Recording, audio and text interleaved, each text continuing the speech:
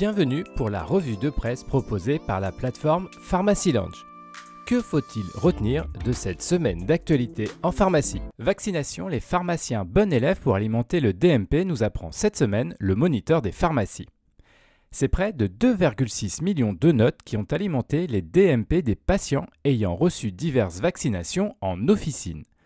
Cela représente un quart de la totalité des actes de vaccination réalisés.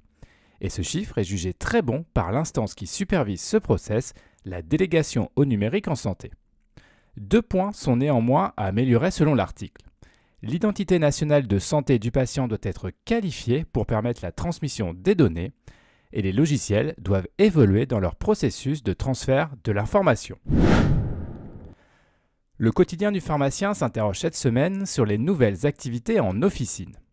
L'article « Entretien et bilan partagé de médications, comment favoriser leur déploiement » permet de prendre connaissance des dernières discussions entre les syndicats et l'assurance maladie. Résultat, 2 pistes sont envisagées.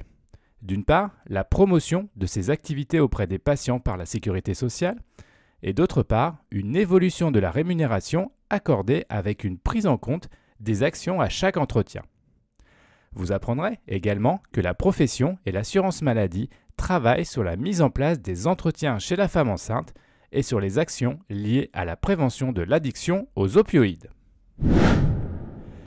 Du côté de l'industrie pharmaceutique, à noter cette semaine une communication commune de Novartis et du CHU de Nice.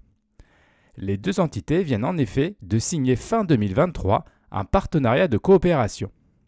Cet accord doit permettre le développement des activités de recherche clinique et l'innovation thérapeutique.